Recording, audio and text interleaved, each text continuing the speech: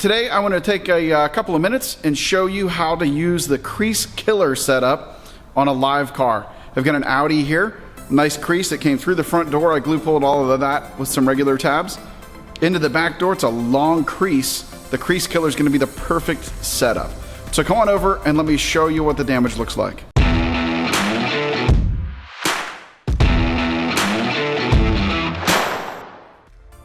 All right, so if we can get this bad boy to focus, there it is.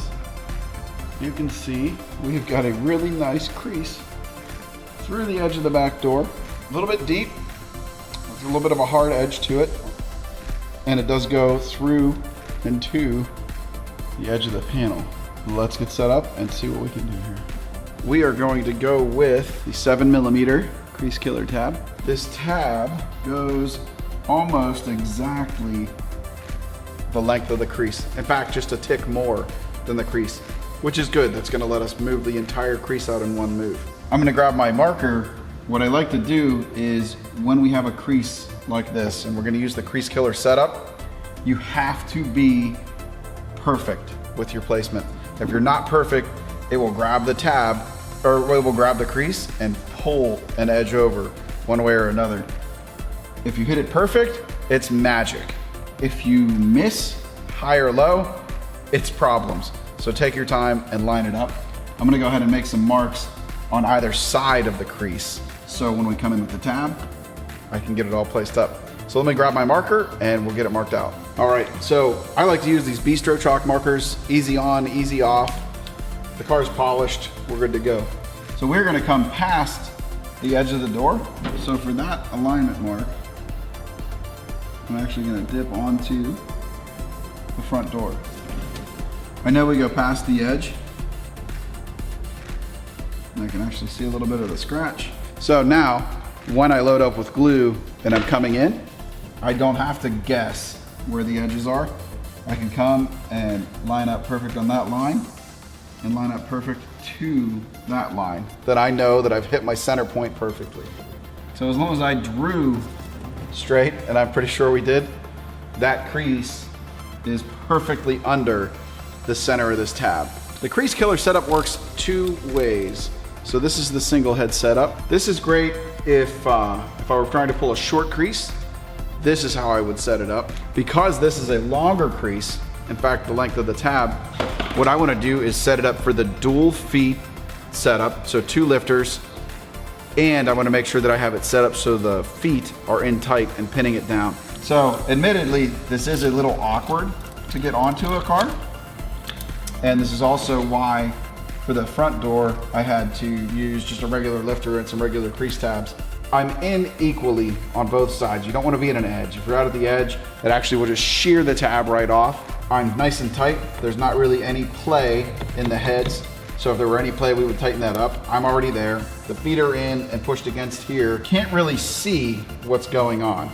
So you want to tread lightly. If you overpull, you can actually stretch the metal out and practically put a body line in. So I am not cranking at all. Just a nice pull. So again, we could go in, and if we were to yank that, it would just fold the metal out to a body line. You know, not a whole lot dissimilar than this. To get these off, because they stick so good, I like to loosen these up a little bit, come out to the end, and this will sort of demonstrate how much that changes. I'm gonna hit with just a little bit of release agent, give it a couple seconds to work, and then just this tab, or this lifter, out of the end, I wanna give it just a little bit of pressure, and it breaks it right loose. So ridiculous power when it's in the middle and you make that dual move. It shears it right off when you're out at the end. Also a great testimonial for the Keystone panel prep. All right, so here we are. This is pull 1. You can see over in here on this side, probably the first 3 inches of the dent is up and pretty nice. I was pulling a little harder, I guess, with the right than the left. Over here, we reduced it, but again, I'm treading cautiously and don't want to over pull. So my next pull, I'm going to come in here and concentrate more on the left side. All right, so I'm gonna do a little bit of knocking down on this right-hand side before we pull again. Where it pulled up great on the right side, because it's sharper crease, we've got a little bit of a, call it a volcano. So I'm gonna open that volcano up some. The low edge pulled a little bit higher than the top edge. I just wanna smooth it out and keep it even. All right, so I've got her opened up. Give it a nice wipe real quick with our panel prep, just to make sure I didn't leave any greasy hands on there or any transfer from the knockdown. So another reason that I think it may have pulled a little harder on the right-hand side than on the left is the right-hand side is open metal. The left-hand side gets into where the skins come together and it's a little bit more stout.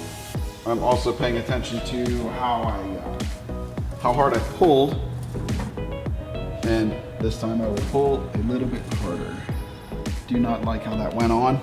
I slipped a little bit going on, and what you don't want to do is make a bad pull with this. So when I looked, I went here and then over to this side, and then while I came over to here, this side dropped, and when I went back to fix it, this side dropped. You are way better off to stop, reload.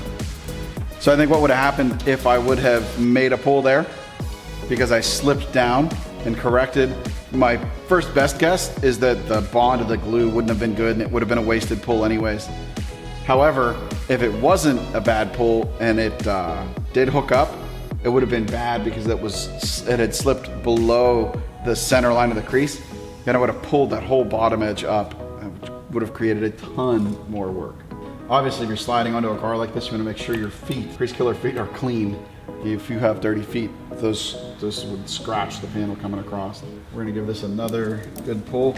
I'm gonna be a little bit more aggressive this time, and I'm also going to be a little bit more aggressive on the left side than the right. So what you don't wanna do is when you're taking one of these tabs off, is you don't wanna force it over on the glue. If that were still hooking up big time, you can actually push a dent in with the corner of the tab. It sticks that well.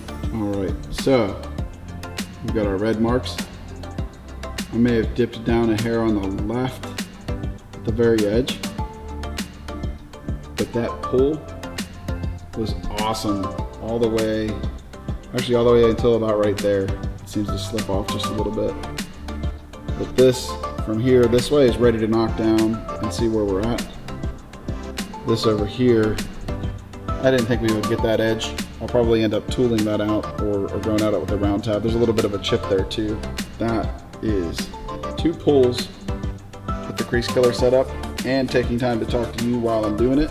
All right, so let me bring you over and let you see what we have knocked down. If this V represents a cross section of our crease, so we went in and where we hit it perfect, right, it pulled from here, right, straight up. Because it has that deep V, that doesn't come all the way up. So if we've got flat metal, and we had that V here, when you pull, it actually pulls the shoulders up, decreases the depth of the V, and it looks something like this. So the knocking down, especially on this right-hand side, is really not correcting a mistake, but just moving the metal around. So we're coming down and working these 2 shoulders down and getting the crease to, instead of that hard V, maybe now it's a little bit more like this and not as deep. We just keep repeating that process. So up, knock the shoulders down, up, knock the shoulders down, until you get up and flat. I'll bring you over and show you where it got us to on this one. The right-hand side, we've got just a little bit going on there. Left-hand side, right, it dipped off a little bit and we're stiffer metal. So I'm actually gonna make this next pull and concentrate just right in here and get it all up in equal. You can see how much shallower that crease already is with just 2 pulls. So I was thinking about going with the cut down 7mm. It's the same tab, just literally cut down shorter. But that leaves me hard edges right at both edges of the crease. What I'm gonna do instead is center this tab over top of the pull, and I'm gonna let the glue go out sort of in both directions. So while that's setting up, I'm gonna switch the Crease Killer from the dual head setup, right? Because I don't necessarily want that hard pull on this side. I'm gonna switch to the single head with the feet still in tight, but I'm gonna concentrate just right in here. That'll let the whole tab pull, but it will actually fade the pull over this way instead of giving me that hard edge that we would have ended up with had I gone the other, the way with that shorter tab. Tight side in to the longer side. And just move it out to the edge the way I had it set up in the original. And this side has not pulled strong for us yet. I think, again, we've got some extra stress. So I'm gonna be a little bit more aggressive with this pull. And also, the single head is not nearly as aggressive as the double head pull. And that is exactly the pull I was looking for. Check it out.